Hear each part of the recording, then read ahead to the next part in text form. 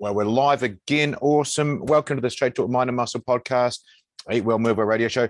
Ted McDonald, is great to just have a quick chat then. And you reminded me, my friend, it's been over a decade since we've known each other.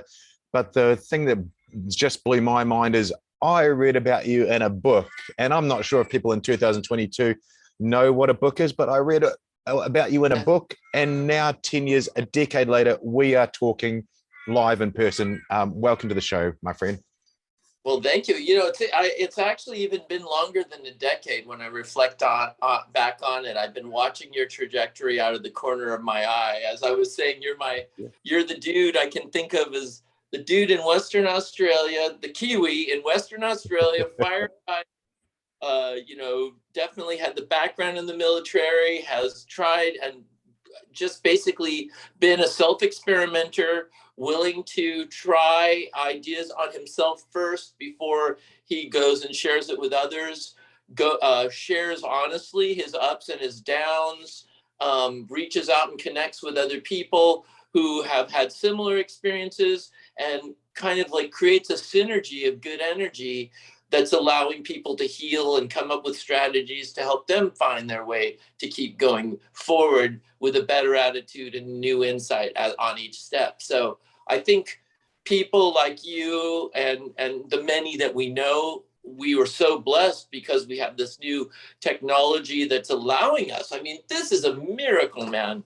I mean, I have behind me, you see, that's a portrait my grandma McDonald did of me in 1972. Wow. So I'm like 7, 8, and I already had a pretty, I developed California in the late 60s, at 5 years old, they land on the moon. And then it kind of went downhill from there in a way. I mean, I was like thinking, wow, this is really amazing, trying to like imagine what the world's going to be like. And then I kind of saw it sort of slip. And I'll tell you, when the internet came though, the internet became sort of a tool. It was like the new pioneering tool, like a new homesteading, where you could basically your grit, your intelligence, your willingness to try something. And then as the internet grew and became 2.0, tools like all the various things, social medias and all that, it's been a boon. Of course, there's been bad players in these spaces, but ultimately, look, man, people could use a telephone call to either say execute the guy or let him go. It's the tool doesn't really, it's like how you want to use it is it really is. And oh man, that's phenomenal to hear. I don't often hear those things. Ted, thank you for your kind words. Wow, I get a bit stunned and a bit bashful when I hear those sort of things. But look, it is about tribe, it is about connection, and different people. But you're saying you looked at some of the shows, you got a Delta guy there, you got a scientist guy there, but we all got that same connection. I spoke with an All Black rugby player this morning, same deal. And I saw that in you, in the story that I read, and, painting the picture for the listeners and painting the picture for the viewers who don't know who Ted McDonald is. I know you as Barefoot Ted. That's right. The inventor of the lunar sandal, the inventor of the solo wheel. And I knew you as this guy on this amazing run from, Born to Run, the book. But man, when I started looking at your story, I was like, there's so much to this guy. And you started using the internet for your videos of how to do the sandals. It was phenomenal. Your journey has been exciting, and you nailed it there. Internet is the new homesteading. And now you've got a very successful business that helps others with your amazing lunar sandals as well. Well, the truth is, the internet has been instrumental in my own investigations into, just really, when I start researching something, if it, falls under the eye of my curious mind, and I know you're the same way, you go at it. And these days the reach is amazing. I'll be doing research, and really there's a time traveling element almost even to it, because I can go do research. I do a lot of research in California history and unique little topics that I'm fascinated by. And I find myself suddenly, I'm looking at newspaper articles from the 1800s that I'm able to word search. And now I'm looking at a book. Now I'm looking at a photograph and so forth. I think that kind of, I dreamed of it as this young guy up here. Yeah. My aunt would allow me to like tell these crazy stories, but I had seen that sort of like 2001, it was inexplicable even as a young kid. What can I believe of it? But the most important thing is I got in my mind the idea that computers would become these learning tools that were like friends, and that the real impulse of them would be to sort of answer questions like through banter and through self-discovery. One would weave the story of themselves, find out what really made them come alive. And that's been a trajectory and an attitude that I have kept my entire life. And I believe in it more and more as I get presented to it from different thinkers throughout time. But one person who did a great job in encapsulating kind of my theory of like the very best such situation for everybody, anywhere, at any time, comes from an fairly unknown, but nonetheless very interesting American Baptist mystic. He was Martin Luther King Jr.'s mentor, and he was the guy that oversaw or gave the talk in the chapel over in Boston when they did that quote unquote God experiment, where they gave 10 theological students a placebo and the other 10 a very large dose of some kind of psilocybin mushroom, and then charted that, followed them over the course of the next 40 or 50 years in like one of the longest longitudinal studies. Well, the guy giving the speech that day was a guy named Howard Thurman, a Baptist mystic. And here's what his quote that really moves me goes like this. He says, "Don't ask what the world needs.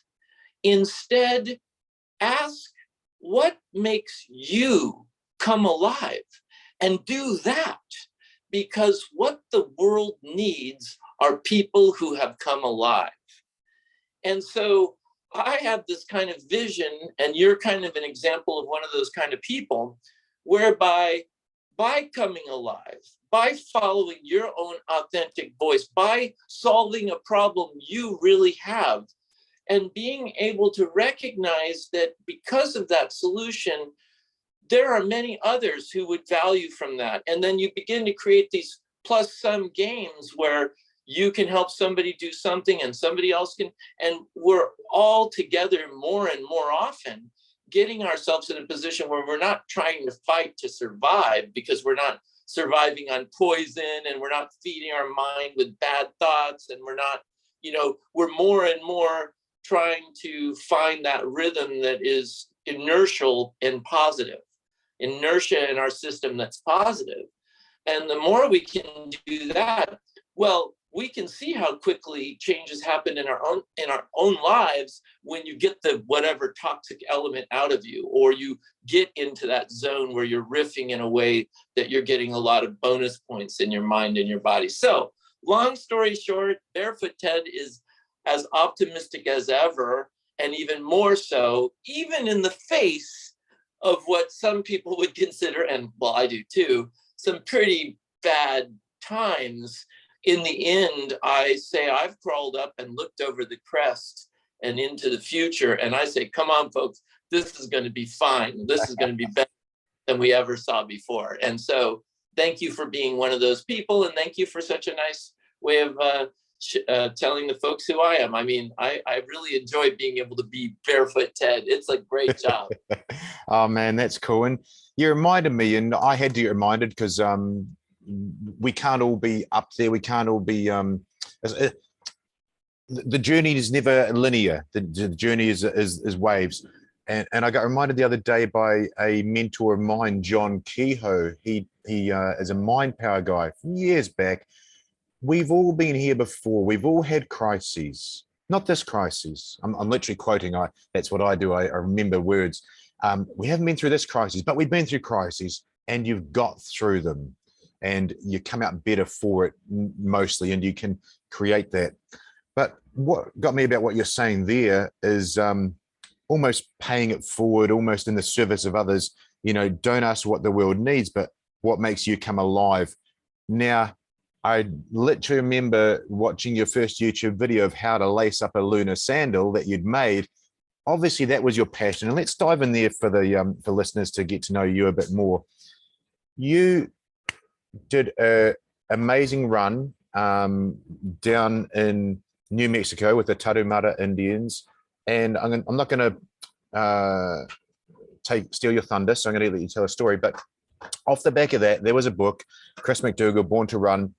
I just came out of the Special Forces, I think 2009, and I'd blown my knee, and I couldn't run 5 minutes. Well, I started I reverse engineered, because it wasn't a how-to book. I reverse engineered what the hell it was, and long story short, 2 months later, I was running 20 Ks pain-free. So that's the jumping off point. Let's paint that picture of this running thing in New Mexico. How did it start? And I know you've told that story many times, but it'd be nice to revisit. No, don't worry. I love summing it up. I love telling this story. I look at running at that time. I was really trying to solve the riddle of, in my own personal journey, I just really wanted to give one last, let's say, shot at seeing if there was something interesting in the running game, let's say.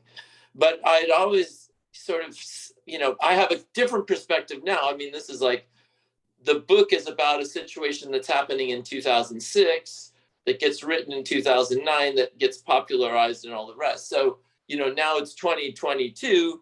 Barefoot Ted is an evolving creature too, and is able to sort of like pull all these things together. But basically, I became famous because of that book, which started making some very interesting insights into primal human capacities, let's say, and the capacity to be able to cover long distances over rugged terrain on your own 2 feet with either bare feet or simple sandals is a superpower.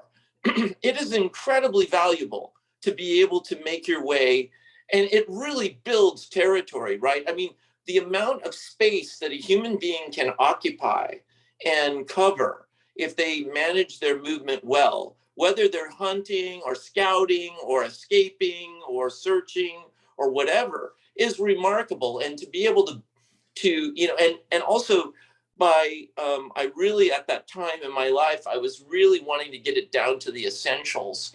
And to me, it became clear that because I'd grown up semi-feral, running barefoot, all kinds of skateboard and surfing. And, I didn't, now when I look back at it, what I was doing as a kid, it's Australians have people like that too in some of the surfier parts. But, yeah. If you don't know how to swim, I mean, this is not swimming. This is surviving a pummeling, of like, it's almost like playing rugby, but nature's the one that can be getting you this time. And you can't fight nature either. Yeah, I was on the tail end of all, the skateboarding of our style in my era in the 70s and early 70s. We had come right out of, we were playing, tackle American football without equipment in our yards in suburbia, right? So we knew how to, I mean, for better or for worse, we could take a beating and keep on going. And so that played well into surfing and all that. But then when I was in my 30s, getting close to my 40s, 20 years ago, it was like, I really want to kind of just see if I can solve this riddle of the distance running and what it would look like if I approached it now. And as I started, examining it, it became really clear that if we really are long distance creatures, then probably we have some hardware that bespokes that kind of capacity. And then when I sort of started realizing, wow, there are some techniques, and particularly for me, I wasn't coming from zero, right? I'd grown up barefoot, climbed cliffs barefoot, done everything barefoot. So it wasn't at all, it was actually opposite for me as I was trying to like find whatever the quote unquote thing that was going to fix my foot.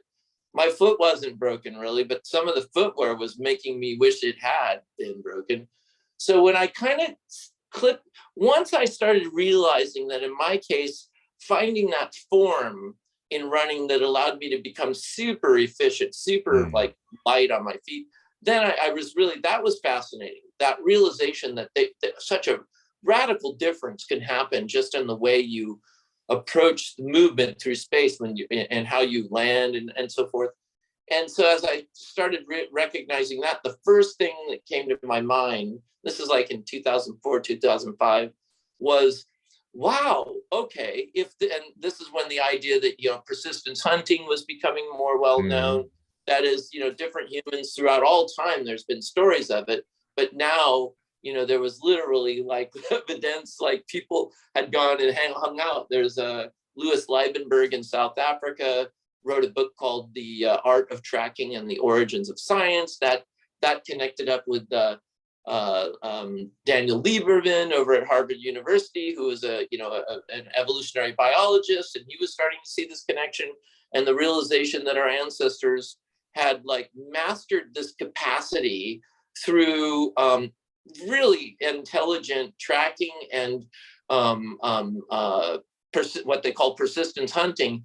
You're able to, like, in 2 to 5 hours, on the right time, on the right day, and the right techniques, you've got an 800-pound animal coming, overheating to its death. And if you've done it right, you've run it almost back towards your own village, so that when it's dropping dead, you don't have to lug 800 pounds. And now you've got everybody happy for a month, one hunt. I mean, 2 to 5 hours, 18 to 32 miles, 800 pounds of food on the table. Dude, that's a superpower right there. That's a super. And that requires, that's without a weapon. That predates the need. Now, the Bushmen do take the San people, they'll get the animal to the point, and then they'll help it go. They say a little prayer and thank you and capacity, but it's basically dying at that point from overheating. Where the Bushman, he knows when to stop, he knows how to read the prints, so he doesn't have to always be running. He spooks that animal, then he gets back on it. So I played around with that idea of the persistence hunt trot, I would call it. And these days, my running, which I don't measure, it's really just pure joy for me. It's like a soul surfer, we call it, where when I go out on a run, it's literally like, for lack of a better word, it's a child walking into paradise. I mean, it's like a kite. And I get in that zone with my running. It's not about speed. It's not about distance. It's mostly all at nose breathing intensity, just so that I can really play around with how it's really about efficiency and a practice that in the end is not depleting me in any way, and is rather feeding me in every way. And it's taken a long time. I mean, I'm 57, close to 58.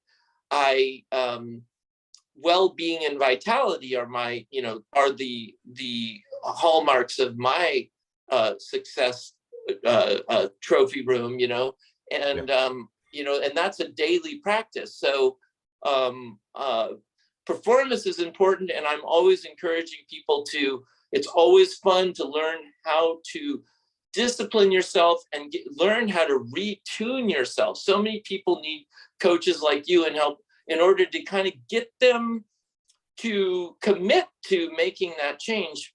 But after you've done it, for the benefits of mastering these, some of these techniques to get yourself back in is, once you really get a lot of the inertia in the system, it really starts becoming that soul surfing lifestyle, where your lifestyle, just what you choose to want to do, is naturally what is best for you, in a sense. And finding that perfect groove, that's that play. That's why I like the whole surfing culture I'm from, which is really about, it's about really powerfully experiencing nature. Long distance running, some of the events that I sometimes do, even though I'm training in this sort of happy-go-lucky way, periodically I'll still pick a long distance, and I'm some cases 100-miler if I'm really up to it, and then realize I can still do it because it's all about efficiency now, mindset, attitude, and technique. So yeah, that's amazing. I've got so much to unpack, but it really is about that superpower we have. Is you said primal human capacities, and we all have that.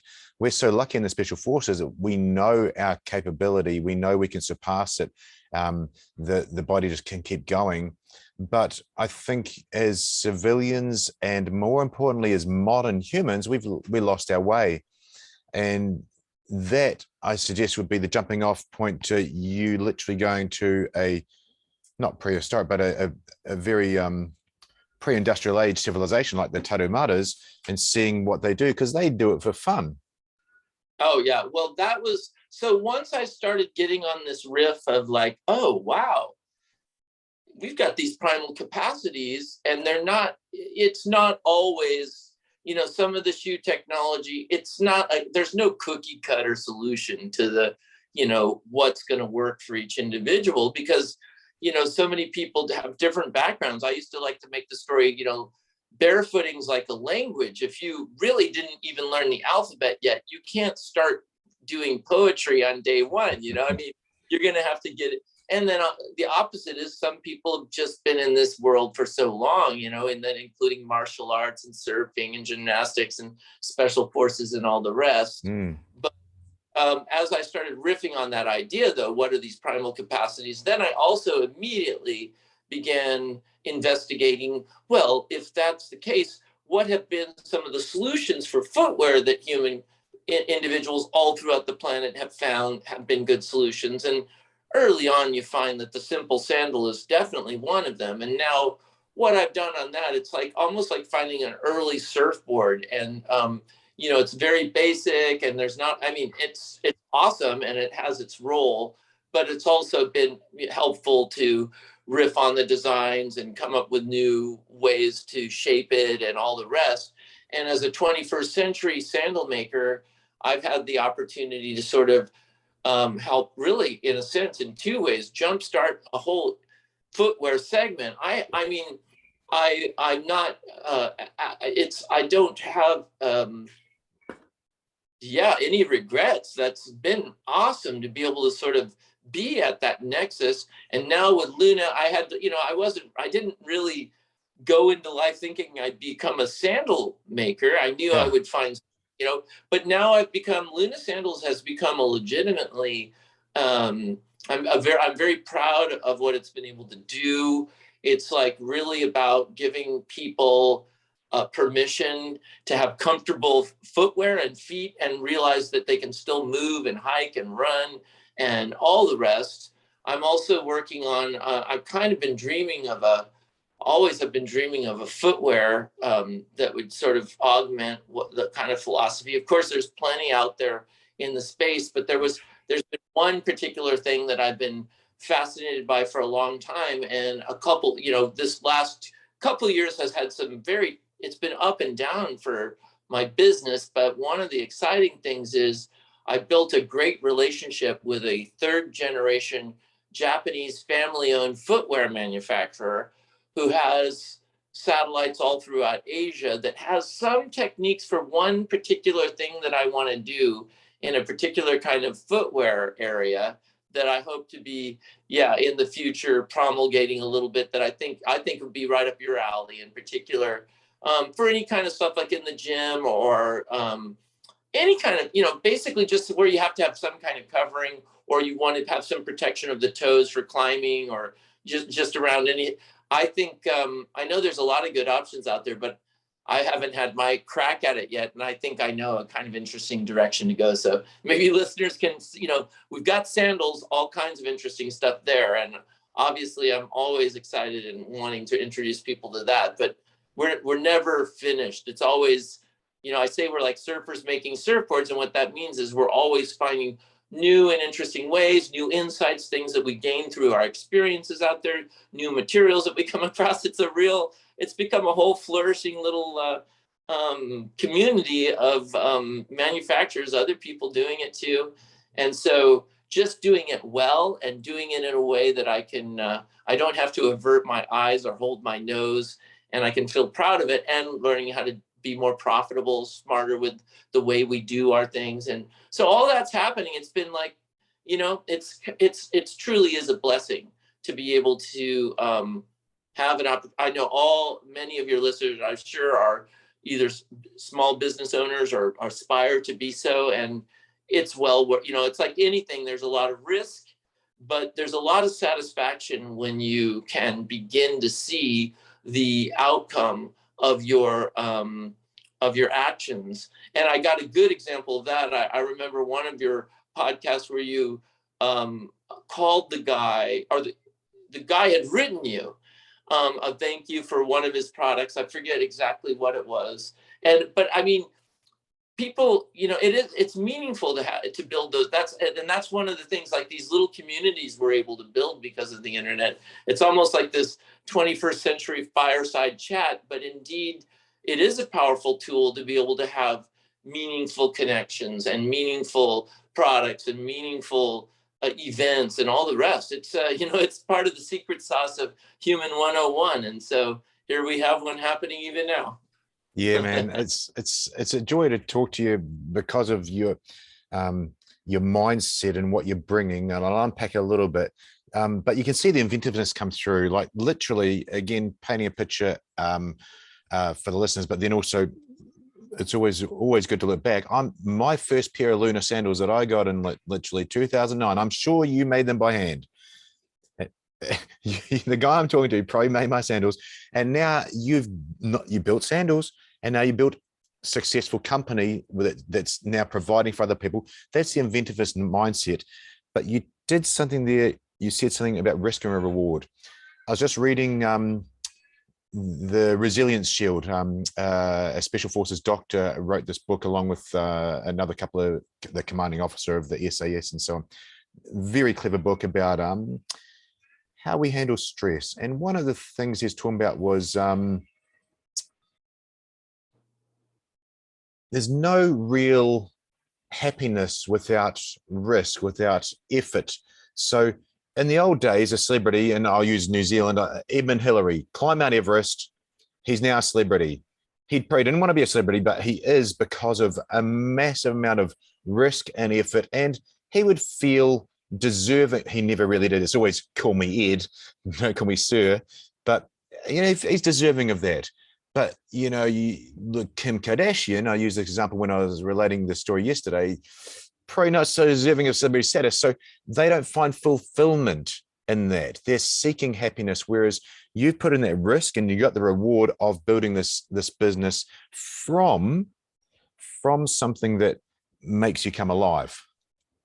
That's right. Yeah, I mean, and now what I'm starting to realize, and I guess I'm feeling it more than you, is this realization that I'm almost becoming like the philosophy of the ideal way of living for me has been an ongoing experiment. And the good news is it's been getting a little bit better through the ups and downs.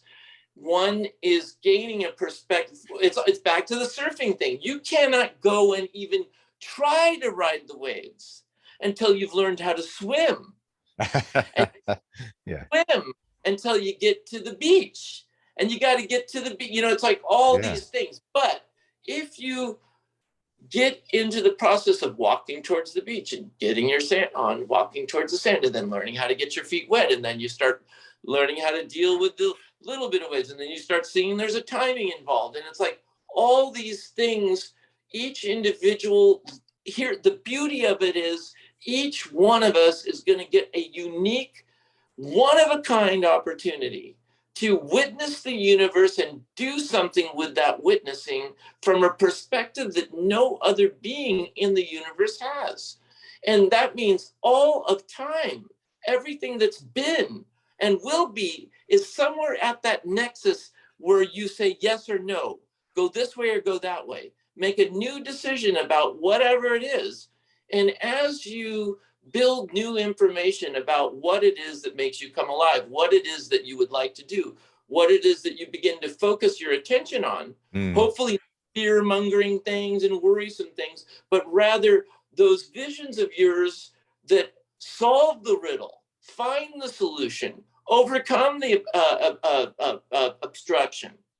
Those kind of attitudes with a basic everyday strategy of doing a right amount, trying to have some balance. I mean, the special forces, you don't get you need to train balance out, because at sometimes you need to learn how to go way beyond what normal balance would be and be able to be comfortable in that space. But most people, the reality is they need to be kinder to themselves rather than harder on themselves. There's this concept of ahimsa, you need to be consensually finding a way to imagine a future that you want to go to, that you want to go there because you really want to go there. Yeah. So figure out what that one is for yourself, and then start going there, because guess what? It'll come. There's some kind of crazy formulation, but about what you begin to imagine would be the place you'd like to go. It makes you come alive, and if you start doing something in that direction, whether it ends up being what you thought it was or it wasn't, the concept of acting in order to do something, and even if it fails, something happens. This is a great thing. This is the stuff that success is made out of. And success is, in one sense, more than anything else, being able to know how to improve so you get better results the next time. Everyone wants to see results. We all want to see results, but it's got to be with a philosophy and an attitude and actions that are believable, repeatable, and not too harsh, because you want to get into I'm speaking for myself here. This is my philosophy, right? That you can find a way that you're finding the right way to go, because that's the one that corresponds to, it makes you feel better, it makes you more vital, it makes you have more well-being, it makes you have a better attitude. Obviously, probably that's the way to go. And then bing, bang, boom. If you can stay on it's almost like being in the wave. You're going to crash, but now, from learning how to ride longer and longer, you know what to do when you've crashed, you know not to panic, right? These situations, and we saw it in the beginning of this most recent 2-year episode. Panic is always the very last thing you should ever do. Matter of fact, don't ever do it.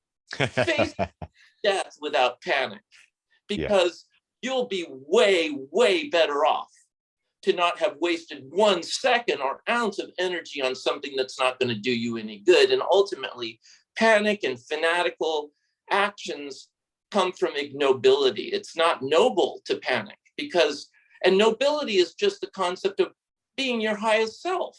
Your highest self isn't going to be a fear-mongering, driven by anxiety being that's a puppet to whoever's talking on a big television screen. Yeah.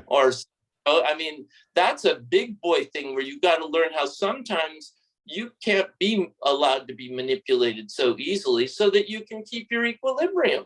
So you can see what's really important. And what's more important than your own equilibrium? Nothing at all.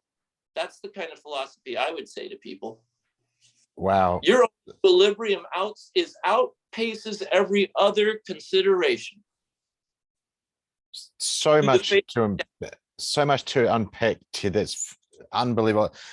I do hope the listeners rewind the last 10 minutes, because there's so much gold there, and you put it in a different way. So that's why I'm saying rewind, because I'm taking notes for me and for the show notes, but especially for me. I'm 48 years old, and I've been lucky enough to be amongst a bunch of different people, from millionaires that I had as clients when I was a personal trainer, to serving in the military with the world's best, and dealing with sports people. You've got people like I said, John Kehoe, you've who's the Tony Robbins, all those sort of things. All of these things you're spouting out. And what I love about the millionaire analogy is millionaires know how to make something.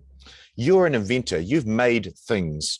And you said their success is knowing how to improve so you can be better next time. You talked about action, because thoughts without action, they're just thoughts. But when you take that action of any kind of step, it doesn't have to.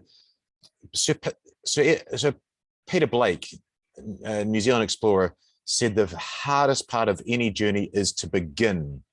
The first step, that's the hardest part. but you've got to do that. And that's what separates us. So you've really put so much gold out there in that last few minutes, Ted. I'm just blown away. And they all gel. They all say the same thing. One of them I was relating to a Delta Force guy, so Special Forces unit in your world, in your part of the world over there. And he was saying, act like you've been there before. Actually, yeah, so that's Dutch Moya. Act like you've been there before. And I didn't write it down, but you essentially said that same thing in that part. What you've seen in your mind's eye and then acting on it. Yeah, wow. That ability to, this is a superpower, and I'm wanting to get better at it as I grow up. I've really kept a young attitude most of my life, yeah. Right? And I even have this, purposefully have this young version of me there to sort of like ground me in a kind of, see the kind of connection. I mean, it's not all been one, it's been, that's a long story, but yes, it's just, it's got its ups and downs and all the rest. But the most important thing is there's something about that traction that comes when you slow down the light of the energy of your mind.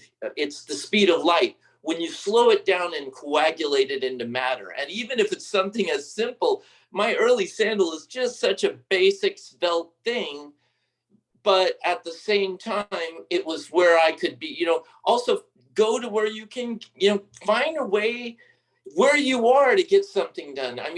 There's always some interesting new, that's the other thing, unique and wonderful thing about being an individual. With all the various stories that each one of your listeners have, that puts him or her in a position to have a unique insight into the world that is very, very special to just them. And basically solving their own problems is a fabulous way to begin to reflect on what they might be able to offer others. That's really such a basic one, right? On some level, you have certain problems, you might need to solve them. You have a knack or an insight that allows you to do it in a way that was better than anyone else could, or at least in the region or in the whatever, and you begin to use whatever it is. I think though, young people, that for me comes back from being a little kid and just wanting to figure out how to get money so that I could buy candy. So I was always trying to figure out how to make, I've been fascinated, by the way, it's a very interesting thing. And it's chimes with our conversation. I've been fascinated with money all of my life.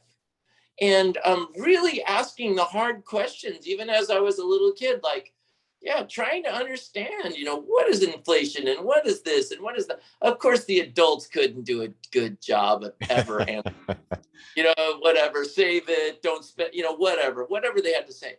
I never was good at understanding money I always saw too many rackets and cronies and whatever, because I didn't like it. But I'm starting to see, I think that the future might be, one of the things the internet has done is allowed us to do things like this, have all these interconnections, sharing, have a global reach, even when we're in the everyman really tool, and therefore be able to find markets and insights for our services, products, ideas, whatever.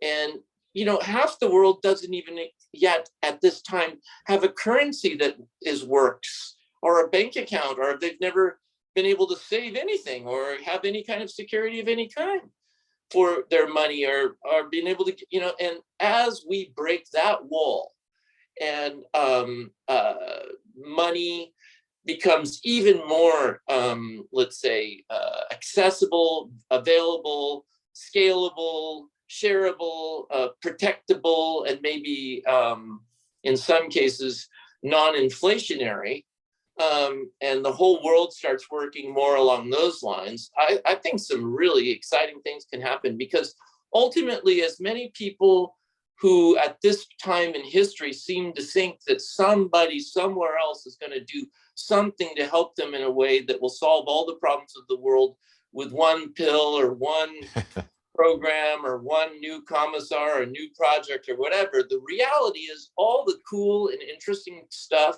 that gets done in the world and that gets done well is being done locally by people who boots on the ground, who understand things in a way that no one else can and solve problems in ways that are unique and special to cultures and people and inventors and all the rest. And the only benefit that the future has for all of us is that those little guys, as they start solving, and people, big, whomever they are, start solving these problems and sharing the way they've done it, those kind of good ideas spread. They don't need to be pushed down anybody's throat. You know, all the good stuff comes between free people consensually trading with each other non-violently. Come on, man. That's the best program the world's ever come up with. All the other ones involve having to train super hard and learn how to shoot. I mean, you know, in other words, almost every great warrior knows that the goal is to ultimately have a world where you don't have to go and kill everybody and you can actually live in harmony and peace. And we've never been closer to you know, the world really is far more peaceful than it's ever been. We're almost like, it's almost like a kid that never went outside and never has had, you know, bacteria, they're so. It is so sterile. It is sterile, yeah. That now they're literally eating, you know, it's like all those autoimmune diseases, same with the mind. If you don't have, you know, and so I don't want the new enemy to be viruses. I think that would be, you know, too convenient for people who like to do things, you know, it's very easy, but it is way less violent ultimately on some level than bullets flying through crowds of innocent people.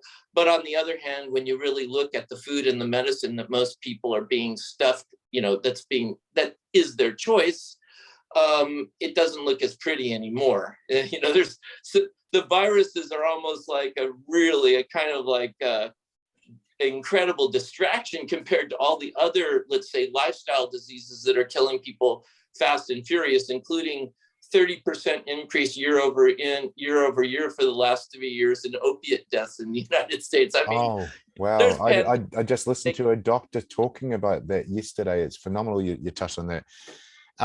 This from what you're saying there, Ted, it really comes down to focus. I'm not sure if you said that exact word at one stage when you're talking about the sandals and so on, but it comes to me as focus. And that's what creates strength of ideas. And then you push that action towards that focus. You touched on it with money, you know, so ever since you're a kid, you were, I think you might have word the words, I think you said obsessed, but focused. And reminding the listener, because I'm preaching to the choir with you, is whatever you focus on, you're going to definitely connect with. Let's just transition a little bit. It's still generic intent of this, but solo wheel. I mean, again, I read about you in a book, the paper book.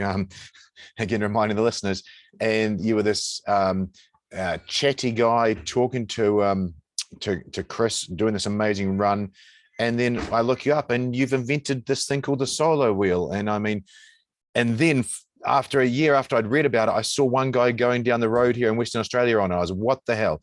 What is a solo wheel thing? How did your focus also concurrently go to there? Well, yeah, I mean, and believe me, I'm starting now that I'm having a better feel for what the future looks like from my perspective. I believe that there's going to be new and other interesting opportunities too in all kinds of spaces, and not all of them are going to be a success. Now, the solo wheel, it's an amazing invention. Now, the truth of the matter is, I did not invent the wheel. I basically invented its usage. Like, what can you do with this thing? And this was starting in 2012. I was like way ahead of the curve. And now I'm still riding wheels, and I actually am involved in, with some other friends, one friend who's an inventor, who we're developing something that's really cool for the future. My goal has always been to find a way. It's a one-wheeled electric vehicle, also known as an electric unicycle. I ride it pretty regularly. It's for me, it's kind of like turning the entire world into a controllable wave. And I can ride it like riding what, they call hang tenning. Like it's the most nuanced control and flow state vehicle. I mean, it's just like, it's hard. Now, I've been skateboarding. By the way, I skateboard very regularly too, and I have some of the best skateboards I've ever had in my life. In 2008, I had the world record for distance in 24 hours, 240 miles, 389 kilometers. Now, several on over 300. And I kind of like, I didn't want to keep pursuing that, but I realized now I've been skateboarding for 50 years, and now I have like the best skateboards I've ever had. So when I go riding, it really is, I realize I'm like a I mean, it's like when you've been like a great skateboarder and you've skateboarded for 50 years, I do stuff on it now. It's just like maybe 20 or 30 years ago, before I really decided, hey, I'm going to get back. What I decided to do, by the way, was exactly what I've said to the list. I decided to solve certain problems for myself. Yep. And my own entrepreneurial background is like as a little kid and trying to know like what's the better way? How can I find that led me to being able to sort of like turn my lifestyle into doing a productive, value-adding business. And when you can do that, anytime you can do that, where you're like creating something from nothing, it is extremely powerful stuff. And you begin to, this becomes the superpower. I want all the listeners to realize it is there, that somehow when you begin to like you said, focus on it and actually start applying it to something, if you can get, it's like fishing at first. So there's so many little nuances, right? You got to be at the spot. You got to be at the right spot at the right time. You got to be at the right spot at the right time with the right tool, with the right bait, with the right fish, with the right yada, yada. But if you don't do any and all of those things, you will not be there when you can catch a fish. And another way I say it is, it's like basketball. You can't just understand it intellectually. It's not like a game where you like, okay, you have a ball and you put it in the hoop and and you get a point. There you have it. It's this endless practice of learning how to get used to being able to shoot, recover, shoot again, recover, shoot again, recover, shooting, get a point, recover, shooting, and then just start enjoying. That's where it comes into like finding that thing that makes you come alive. Yeah. But it's also got to have results or else. And that philosophy, that idea that's a really good one. It came from a American thinker called John Rohn, I think his name was, but it really it really grabbed my attention, and I think I'll share it because I have it at the top of my memory. It's really simple. It's basically, you have a philosophy of life, and what that philosophy of life does is it helps you, build the framework of what is meaningful to you and what you want to do. And then you have an attitude about, this is really simplified, but then you have an attitude. And if you have a good philosophy of life, you're going to want to have an attitude that's looking for positive ways you can apply these things that make you come alive and are meaningful for you. And then you've got to do something, you've got to have a philosophy and you've got to have a good attitude. And then you got to start doing something. You got to start doing something so that you can get the fourth part, which is you can start seeing some kind of results. And obviously, if you're not seeing the results you want, you got to make some changes or, rearrange or change. Something's got to be, until you finally get to the point where you have a philosophy that's creating certain attitude, that's allowing you to do certain actions, which is finally getting to the point where it's delivering results that you were looking for. And you get this game going to ultimately get to the fifth point, which is you're living the lifestyle that you wanted to live. And so when you have all of those points going, your work is feeding into your lifestyle, and you're going to learn how to ultimately, why I like surfing and the balance sports, including the solo wheel, including great running. It's all about learning how to get into that flow state, balance state, and stay there longer and longer and longer. Because when you're productive in that balance state, the work is play. The work is. Yes, it's funny you say that. I interviewed a SEAL. And honestly, I don't know about what these coasts are, West Coast, East Coast, but I interviewed a SEAL the other day, Eric Davis, actually one of the guys who trained at the sniper school, American sniper Chris Kyle, and Marcus Lachol, lone survivor, but civilian now. And he's what he said was flow state. So I actually subscribed to his course because he does this in civilians now. Really clever. He said, why do all your work and then at the end of the day get a bit of a reward by getting a bit of flow state, doing what makes you happy? Start the day with flow state, because physiologically, and I can see it in you, that then flows into other things and that actually becomes your flow state. What a clever idea that you're epitomizing. Yeah, it's like, that's where I think I'm figuring in my mind, based on my trajectory, that by the time I'm 60, and I'm 57, almost 58 now, that I'm going to feel like, I'm using that as a shooting for things that are like, I think after you reach, by the way, and you're going to see this, after you reach, many people are like, oh, I'm getting older and this and that. Screw that. Screw it. Age is a whole new concept now. Your age is your attitude, and is how you're taking care of yourself. And the way you take care of yourself is the greatest way to tell the world what you think about yourself, by the way. If you want to tell the world what you think about yourself, you're the most direct thing in the universe that you have full control over. No paperwork you need to sign, no commissar you need to acknowledge. You just do whatever you want. So what you do tells us everything about who you are. Now, don't take that so hard, because, holy crap, we're also regular human beings with our faults but we ultimately have ourselves to explore, experiment on. Please do it. And because there's no greater reward, there's no greater empowerment. And so, and so I just try to find, these days, what I'm shooting for and what I want to make the case is what you just said.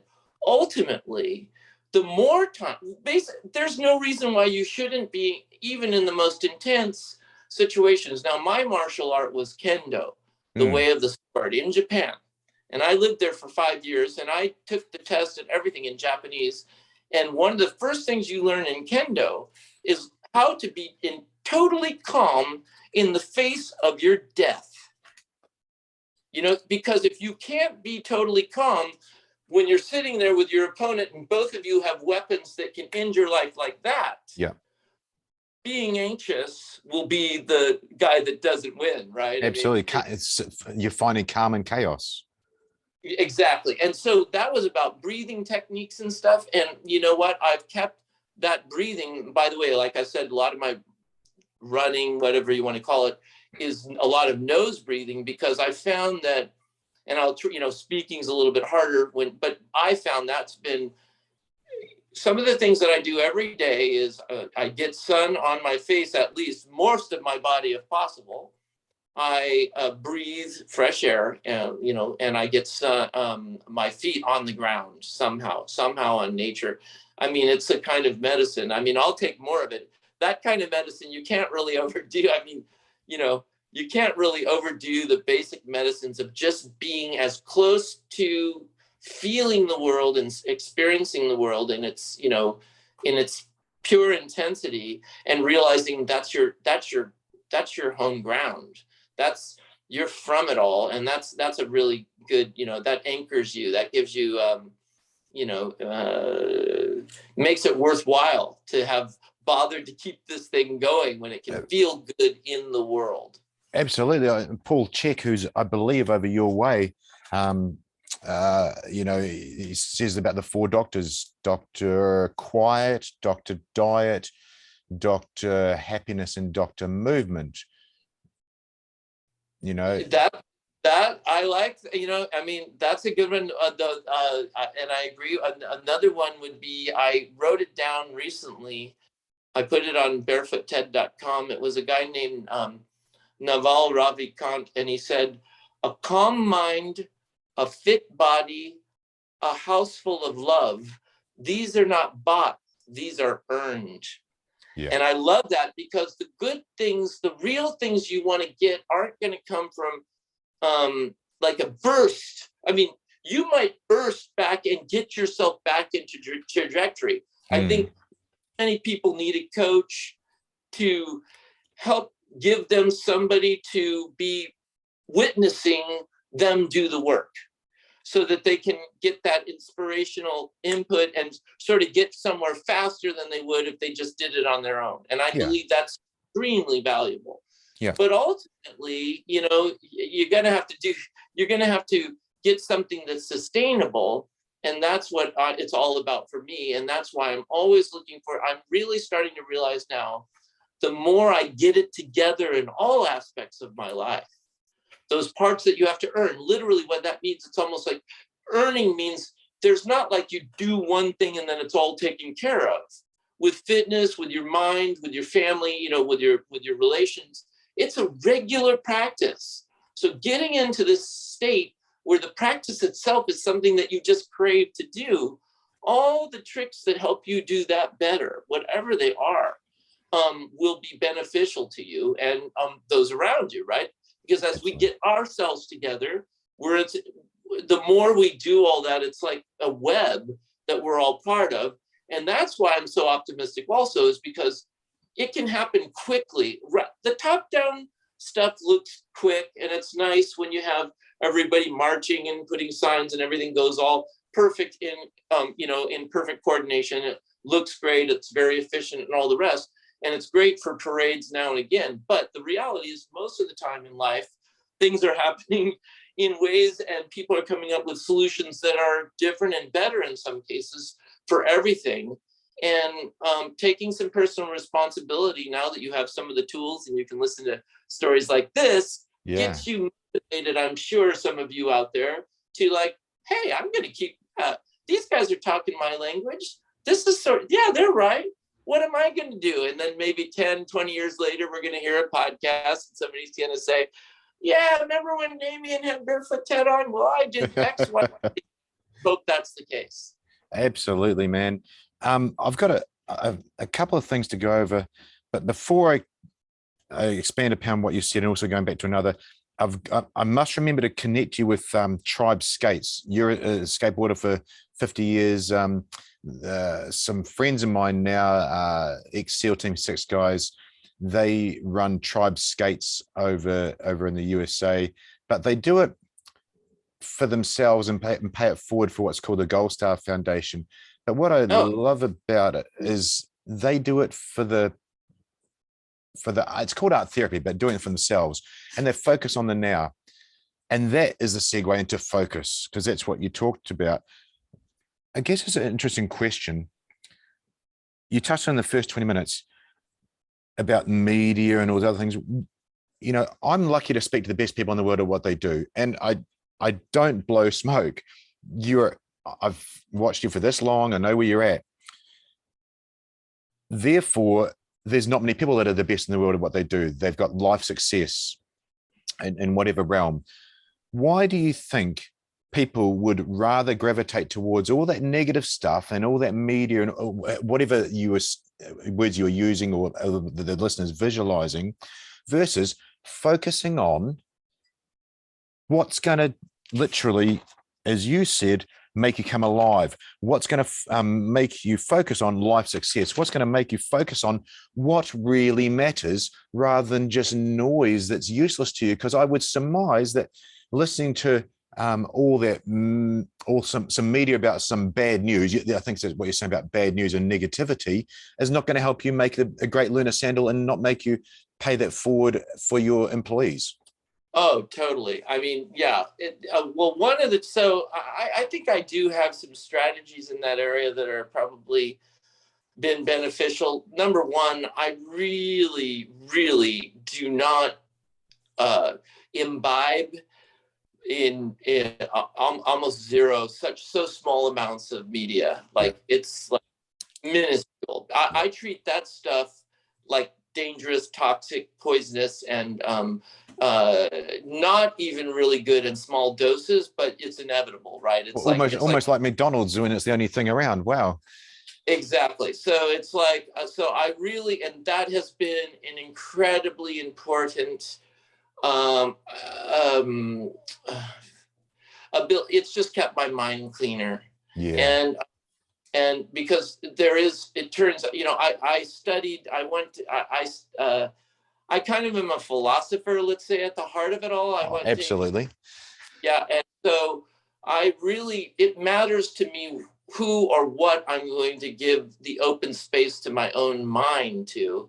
And I've come to the conclusion over time that most, even just for me, I just really, I've seen enough ugliness in the world. I don't need to like validate it or rub my face in it anymore. I want to find ways to create spaces where everybody wants to be there, and they want to, and those kind of stories I get to witness all the time, and Beautiful. they really are more prevalent in reality. They're just not as sexy, and they don't get as many eyeballs. It turns out, it's been known forever that you can get people, motivate masses of people with fear better than with the hope of happiness, which is unfortunate, really. But nonetheless, I really keep it to a minimum, and I really curate what I'm going to take in. And that's kind of a pretty, it's, I'm 57 years old. The thing I was going to say about age, and this is really apropos to you and everyone else who's listening. And I was saying, by keeping yourself young and fit, I came up with the conclusion that once you reach 50, every year after that is like 1 percentage point you're better at making better decisions. So you get this really nice gradual increase in the ability for you to be able to make better decisions in the new nows you're in, because you get all this perspective that you just can't get any other way than have been in there for that period. And so I want to give all those entrepreneurs and those people out there that are wondering what is going to be my thing. I'm telling you, be ready for the unexpected. I mean, in 1997, when I came back from Japan, having lived there 5 years, I had written even earlier about virtual reality as a student at UC Berkeley in the late 80s, early 90s. Now, there was nothing like that at that time, Wow. but living in Japan was kind of like that. Then I came back, and the internet was just starting, and I got involved in it in different ways.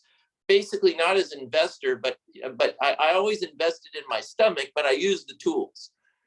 I'm telling you and everyone else that we're basically on the cusp of as exciting of an era as the Web 1.0 was, in the sense of I really see a lot of new and interesting opportunities coming down the line where, maybe some of the problems that look so gigantic right now will even out a little bit when we get a little bit more efficient in the way that we're able to pass money around, and the way, like I was sort of alluding to earlier, Yep. that top of money. But what I think, that combination of both a, let's say, fairer, freer, easier, more interesting world of let's say financing of some kind or another, or at least finding able to share value, and being a little bit older now and being able to have that those networks and those relationships and those experiences, it's going to be I think a particularly,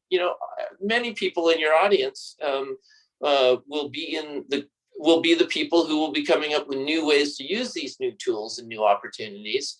And I expect that we're going to my hope is, from my perspective, I know there's a lot of other ones, but like I said, I crawl to the crest. I look over into the future, and I see way more good than bad. I see way more opportunities, and I see a lot of the biggest changes coming from people. Just like, when did anybody need to have a top-down force to get them to use certain tools back in the day that became, the tools, whether Facebook or Google or Amazon, things people choose by voting, by doing things in all kinds of ways. I think that's going to start happening more and more with privacy and with money and with sharing that is way beyond what any cynic would have thought what the future was going to look like. That's Barefoot Ted's perspective, at least. It's awesome. I do think you've got to embrace technology, and age is now just irrelevant. I liken what you're saying there to John McPhee, 25 years, Delta Force Sergeant Major, hard as nails fella, literally his career's over. And now he's loving doing shooting skill analysis by video.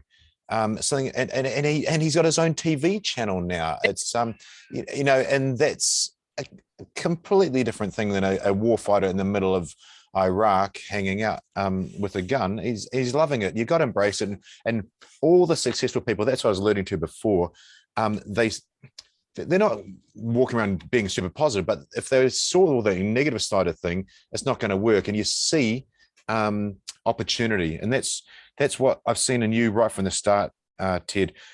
To sort of tie a bow in things, lunar sandals, solo wheel, obviously from America, and I remember at one stage we chatted about Australia, but are they in a bunch of different countries, and where can we find them? Where can the listener go to grab them all?